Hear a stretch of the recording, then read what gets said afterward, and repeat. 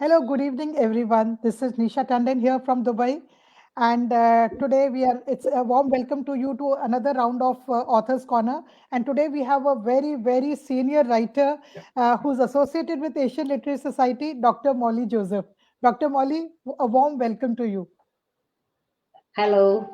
Hello, everyone. Thank you, Nisha, for your hearty welcome. Thank you, ma'am. And I'd like to proceed with a very short introduction about Dr. Molly. Dr. Molly Joseph has her doctorate in post-war American poetry. Now, this sounds very interesting. We'll be discussing this about with her. She's a bilingual writer and writes travelogues, poems, and short stories, and has published 14 books of poems. This is no mean feat, Dr. Molly. 14 books to your credit.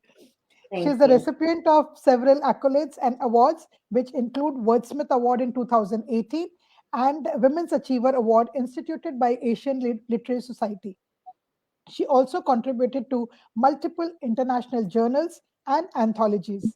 Dr. Molly's poetries deal with contemporary issues like nature and gender exploitation, human rights issues, and the like.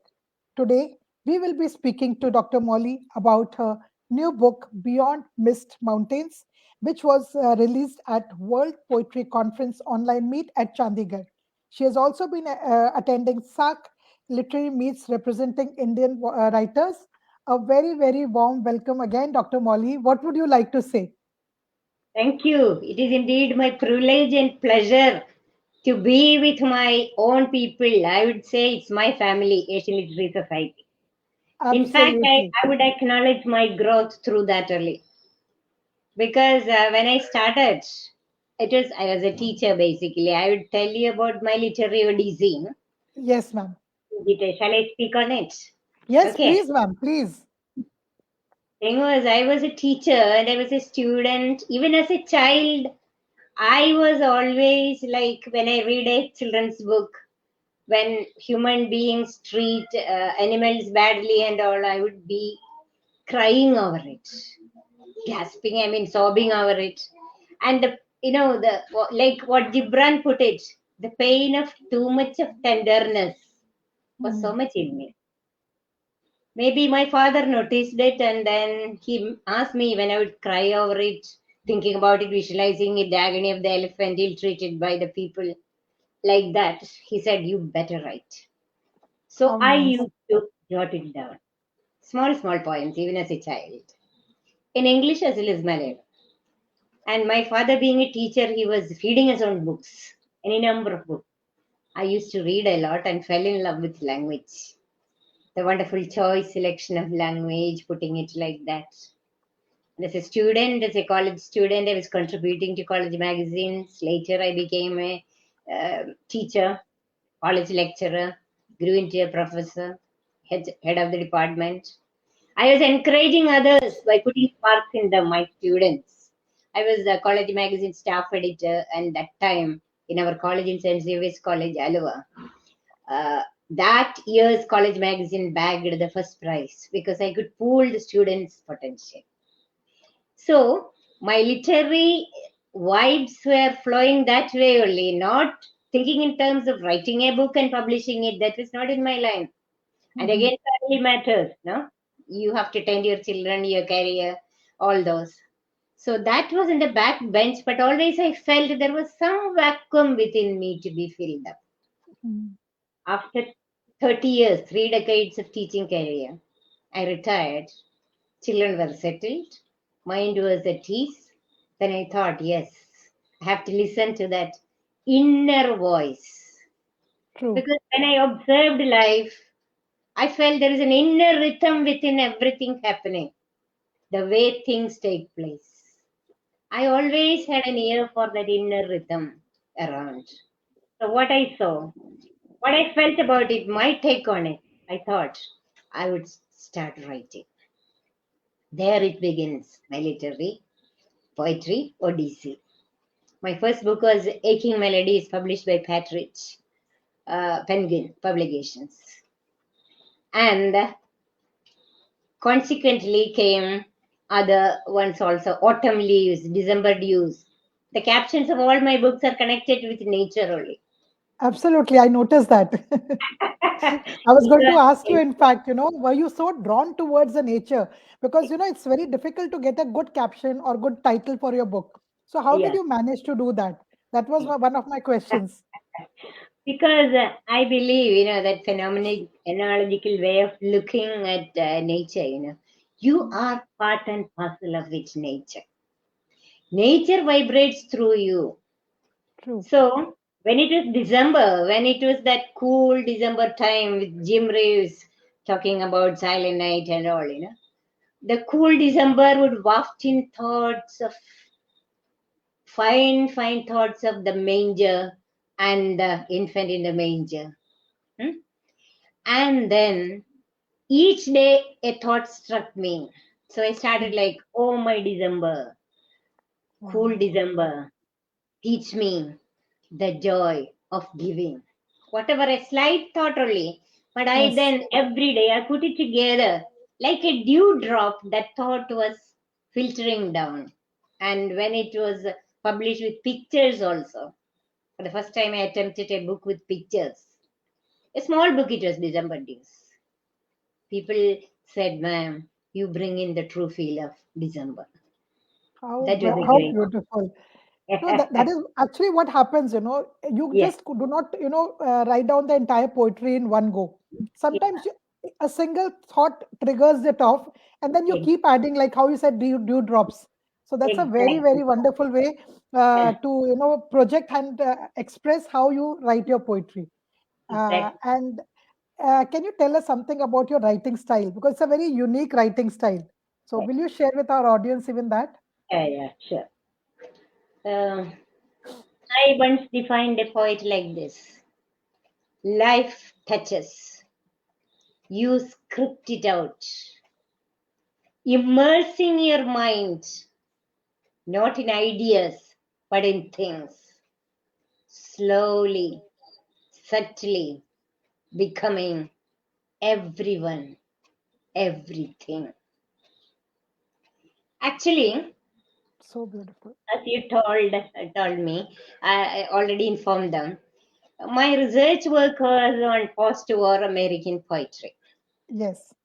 Yeah, because post-war, after war, the world was torn into pieces. There was so much of fragmentation, True. and gone was man's perception of a unified whole.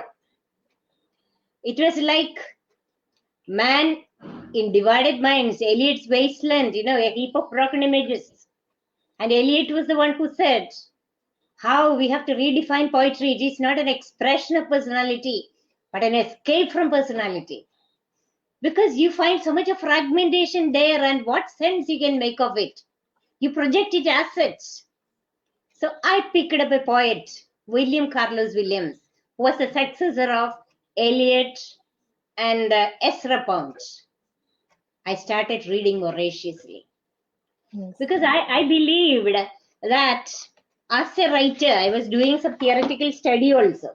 Mhm. I believed that as a poet, you have to be creatively exploring the nuances and dimensions of the choice words that you put to use.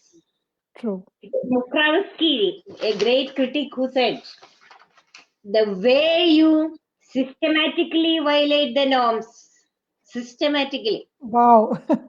Good not thought. merely haywire, and then bringing choice selection on your own, that makes innovative poetry. So I was drawn towards that area.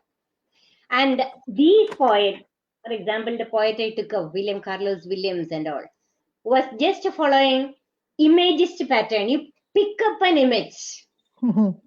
and then that image resonates. An image is an intellectual and emotional complex in an instant of time. So you look at the world with that zen like newness. Everything is fresh, True. everything is new, and you bring it straight onto the page without molesting, meddling it with your subjectivity. It's not like Wordsworth moving around and finding, of course, I do believe it carries a real beauty, that kind of subjective way of interpretation. See, when he moves around, he finds daffodils dancing around. Later in a coach, I lie, they flash upon my inward eye, which is the bliss of solitude. He's subjectively going into it. True. Whereas with these people, the object as such method, objective way of presenting it. That is, you get raw slice on the paper. As you said, simple language, Absolutely. everyman's language, an idiom that is in consonance with the day. That is the correct term they made use of. That can nuance itself with the reality of the experience so that when you find it, you get the feel of it. The author is just putting it there on the page, and the reader is weaving out meanings. I might just read out to you from my new book. This is the new book that has been Yes. published, Can you show it Beyond. to the audience? I think it's a little, yes. It's a beautiful Beyond, cover page. yeah, that is That, it. And I think uh, your passion for nature, reflects in this yes, cover yes, page as well. very good. Yeah. Please. Almost all my books have beautiful cover pages. For example, there was one book of mine, Mina's Musings. My other name, pet name is Mina. Oh, No. wow. So it was like one book, Mina's Musings. Another one, you gave me the best book award, Asian Literary Society, Water Sings Over the Stones, So that calls, 2019. Yeah. And there was another one where you gave me Wordsmith Award. That is where cicadas sing in mirth. this is when we met, when you launched this book. We met Yeah, in that's it. Delhi. Yes. Yeah. And So Dr. Molly, coming before back, you proceed, I just want to thank all the audience there. I think all the people who are fond of you, who follow you, they're all there and they're leaving such lovely comments about you. It reflects the kind of love, they have for you. So we must thank thank you. Thank you, my Dr. dear viewers. Yes, You're my Dr. support. Santosh, she, Uh, Dr. Vishaka, they've all taken out time to be here today for the session. Anita is Aga. there. Yeah. Yeah. So we just like to thank everybody. Yeah. I would also thank you for sparing time for our heart talk. Yes, See, absolutely. such a cool feel to talk with wonderful person like Nisha, a Oh, creative writer. that's so sweet of you. Thank you so much. Now we're waiting for your poetry, ma'am. Yeah, I'm just telling you how my style uh, formed itself out. Yes. Just like found focusing on one image, like in a station at the metro, there is a poem by Ezra Pound. First, with these poets, the first line itself is the caption.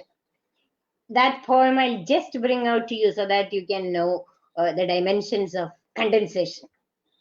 In a station at the metro, faces in the crowd, petals on a wet black bow. Only that much. Faces in the crowd, petals on a wet black bow. See, when you go to a place like Dadar and you stand and watch the ocean of humanity flowing, Yes. lines resonate. Ever so many rich, variegated faces, the big medley of life. One so different. How can there be petals on a wet black bow? Usually, you expect petals on a green bow. Yes, So, absolutely. juxtaposition of the opposites, condensation of it into image. Any number of dissertations have been written on this one 3-line poem. So, likewise, it requires real skill and ingenuity to do that. But I was trying to do it in my own simple way. And it was like my poems and lines rolled like. So when I went to Kenya, some people characterized it as ribbon poetry, experimental poetry, ribbon poetry by Dr. Molly Joseph. I was so happy. Lovely. So it got a name, Ribbon Poetry. Amazing. Thank you. So here is one such poem because actually Beyond Miss Mountains is all about striking a kind of positivism. The misty, ambiguous future baffles us. COVID times, even True. when COVID is over, you say one side it subsides, then any number of new cases, new variations, mutants coming up. True. And when is the day? especially youngsters. I feel my heart goes out to my students and even my grandkids who is cocooned to a kind of denied his friendship, denied moving with his friends, playmates, and all. It's a The sad situation. freedom, we are caught in a, now, like you said, in a cocoon. Our Yeah, freedom has been taken away. So that is yeah. so true. So naturally enough, this social distancing has led many a young mind, my own young students, they have been led to depression. Like, ma'am, it's not going to happen. When like that. But I wanted to, as a poet, I believe that's what we are supposed to. You know, I mean, we have to tell them, no, it's not totally dark. There is a silver Yes. line somewhere. So There's still hope beyond left. this mountain is mainly focusing on that. Hmm. There is, I started like beyond the mist mountains, there emerges one line, a Yes. radiant world of promise. That is the starting thing of my this thing. So much of positivity, so much of optimism is there in this poetry. Just these three lines. Yeah, that is. So, but again, the fact is there, decadence happens. Mhm. So what I do is I pick up an image, just throw it at the reader. I don't care much to explain. But then I give my one or two line, like this flowing line, like you just listen to that. I'm just describing the decadence of the times. Life slips away. There is a poem. Behind the polished paneling, silently, slowly, white ants eat away the wood. That was the image I thrust into the poem. Behind the polished paneling, silently, slowly, white ants eat away the wood. Life slips away. My thoughts. What can linger after you are gone? A thought, a thing, an idea of a thing? Who cares? Live while you live. Make a wee bit different. Isn't there a middle world between all fears and hates? How we allow fear to feed hate. Can't we foster a level ground where humans turn humane, haves, have not, hold hands, hug each? Yes, the teeming counters, though disparate, hold promise. The black clouds holding promise. That is You know, one. I have goosebumps just listening to the kind of poetry you're sharing with us. Thank It's so you. different. The best thing I liked about it's so relatable. It's more like a monologue, so Yeah, relatable, easy to understand. So, I yeah, think it just touched the souls. That is what I feel. Thank you so much, Dr. Molly. This was yeah. really beautiful. Yeah, thank you so much. And I also love your own simple way of putting words together. You also, I think, to be simple can be profound. That's what I believe. There's a kind of Absolutely. profundity in simplicity. Absolutely. A very great thought on that. Mm. Dr. Molly, anything else that you would like to discuss about your journey? I have been, anybody who's following Dr. Molly will see when she narrates a poem, is generally in the, backdrop is, her home with a lot of greenery. So, what is it about your narration? How do you do that? Yeah, in fact, I had to travel a long distance to my college. Haha. And in fact, I had a flat quite near to it. But I opted for my ancestral home of my husband, bit Ah, far off. I didn't mind the travel. I wanted to build a tunnel. Tunnel means shade in Malayalam. Tunnel means all ancestral trees, like grandma had put a mango tree, So it's ah, the granny mango tree. I wrote poem on it. See, each tree, one day you all come to my house. People come to my house and say, ma'am, oh, here you require no AC because so oxygenated. So True. nature I was building up around me. I became a nature lady. I live in a village, an interior part of the rustic Mukanur, where I get ample chance to converse with my rustic villagers also. I love their company. And I tell them about preservation of nature. Don't cut away trees. And don't put, this kind of, tiles they do deck their yards with. I bring them to my own house and show them how the earth cannot, water cannot go into earth because you're just covering it up. So take care of nature. So these small things but means so much, because in the coming days when you read, what we are going to face is the green earth is going to disappear, and we'll be fighting Absolutely. over water. I think So COVID is a result of all that. Whatever has exactly, happened, this pandemic has really taught us, very deep lessons in life. yeah. It's So a big learning. yeah, somebody says, Vandana says, I remember Molly ma'am reciting cicadas. Yeah, because I Yes, was yes, happy. You gave me the Wordsmith Award for that poem. And later at SAC also, I read it and they said, yes, ma'am, it is wonderful. SAC online is coming over next week on 9th. So, what I'm telling you is, I just built up an environment around me where I'm in close proximity with nature.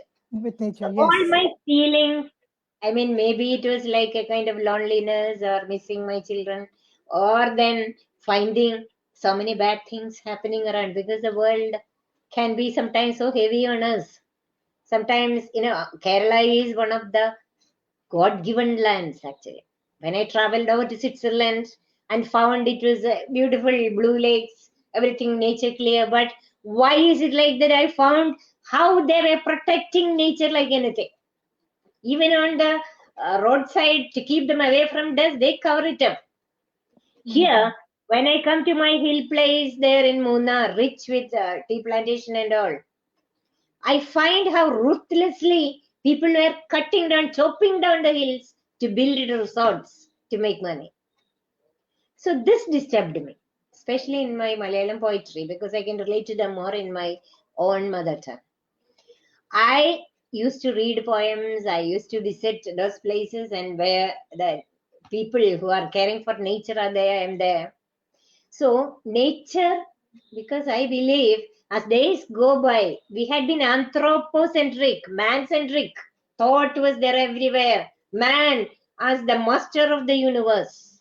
You know, even primitive religions, even, you know, they were inculcating, the world is meant for you. No, no, gone are those times. Now, anthropocentric has given way to Anthropocene.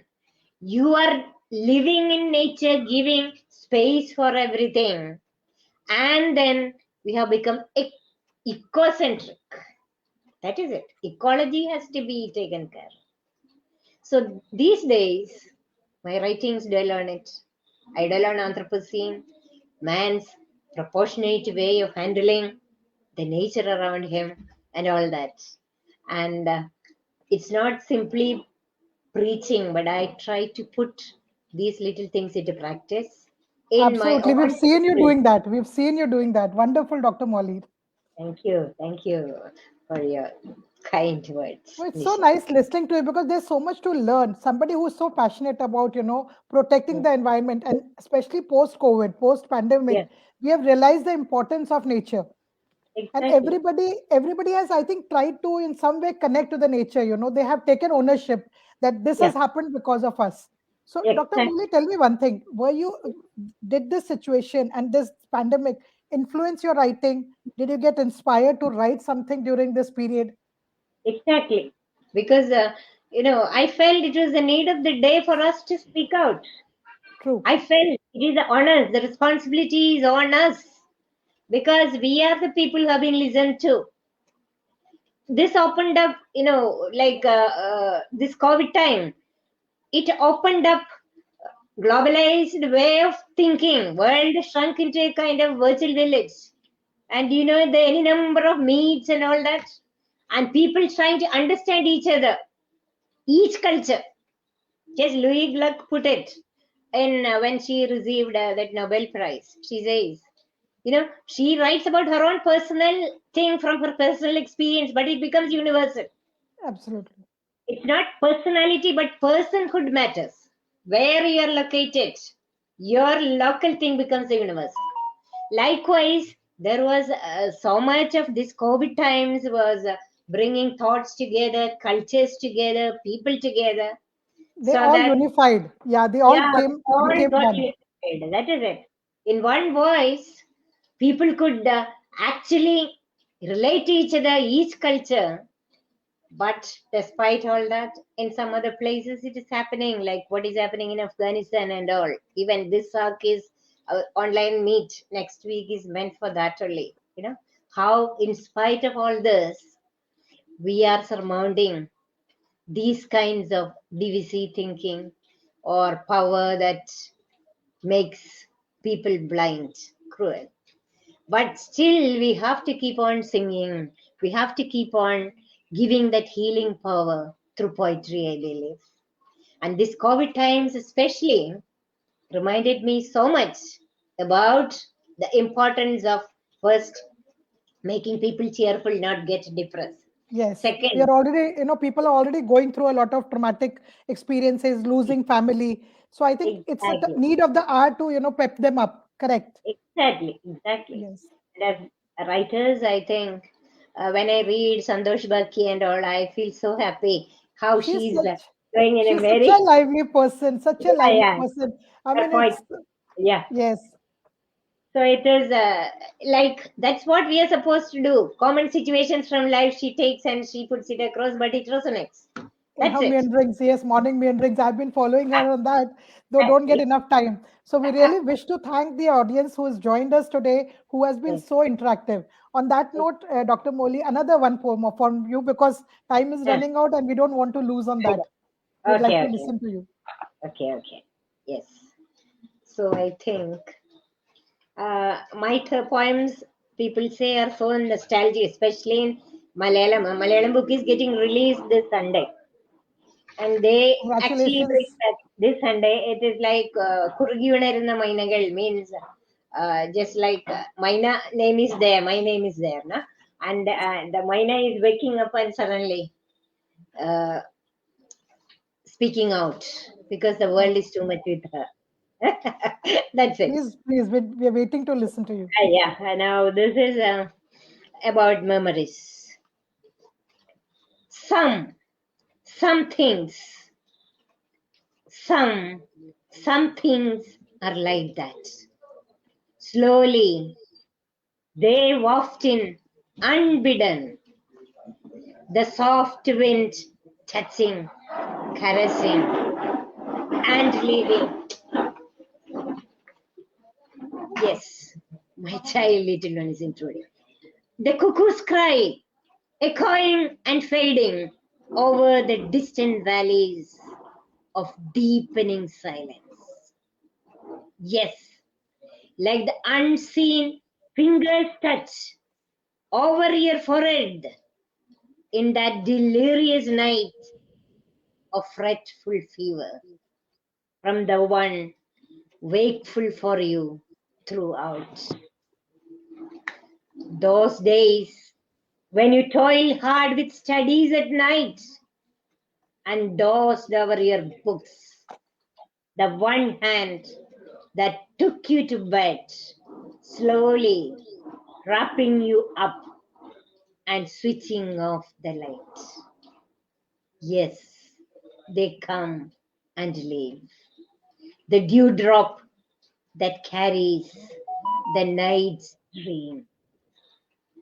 The bubbles of studied silence over the placid lake, only to disappear unawares. Beautiful, Thank beautiful. you. The imagery was so vivid and it was so comforting. The entire poetry was so comforting. Thank you Thank for you. sharing such a beautiful poem, ma'am. Thank you. Thank you, my dear. It's my Molly great ma'am, pleasure. I think, yeah, half an hour isn't enough to listen to such profound thoughts from you, but we are Mm. grateful to you for taking out time. Before we wind up the session, anything that you would like to say? Yeah. I told you that I had been speaking to elders for a long time, elder generation. Then a Mhm. thought struck me that it is the youngsters, the children, their mindset have to be warped out from Correct. the early stages. So I ventured on a children's book and it had very good reception. It is Lovely. like Adventures of Billu, Dillu, and Thrillu. Yes, I read Yeah, the title. It's a very unique title. yeah, with nice pictures. I brought it out because each one was a kind of an adventure with a magician doing good to the world. A message Oh, was there in each story. So it was a pot boiler here, especially in Kerala, because in that particular environment, I related them to nature, how to preserve nature, how to share with others, how to learn lessons from animals, and all that. So I felt it had been a very fruitful thing because we are touching young minds and teaching absolutely. them the great lessons of sharing. Because when I went to Masai Mara in Kenya, the world's largest sanctuary, I found the lion after feeding, after falling upon the prey and after having had his feed, simply lying down and watching others taking up the rest of the food. I told them that here and I said, Dillu Dillu, look, it is a Thrillu who is taking them to Masai Mara. Lovely. You have a piece of chocolate, but you are very particular. You, even if you had your fill, you are not ready to share. See, look at animals, they teach you lessons. See, They that way, understand. in a Absolutely. small way, I was conveying all this to children, and I felt a great feel good factor to be very frank, my dear Nisha. Sometimes, more than talking to elders, telling young minds, little minds, sowing little seeds in their minds of that thought and sharing. They are the Uh, building blocks of the society. So I exactly. think, yeah, so reaching Yeah, out to them becomes very important. Dr. exactly. Molly, you're doing a wonderful, the passion is so visible, and I think it is rubbing on to us also. And on that note, we'd like to end this session, and we want to again thank you so much for taking out time today and sharing such Yes. profound thoughts. Really, I'm really blessed, Nisha, to have a talk with you, hard talk with you, and that too in my family place, Asian Literary Society, Manoj Krishna, Vaishaga, all of you are so close to me, and I wish we can make it another time in Delhi, We meeting all will. of us together. We'll We will do. ensure, once the pandemic is over, we meet again like we met 2 years back. Yeah, yeah, exactly. And thank you everyone for the patient listening. You're all being great listeners to me, sparing your valuable time for me. Thank you. Thank you so much. Thank you, Dr. Molly. And on that note, we'll end today's author's corner, and we'll look forward to having a new author and sharing his perspective or her perspective towards writing poetry with us here. Thank you once again. Good night. Thank you. Good night. Take care.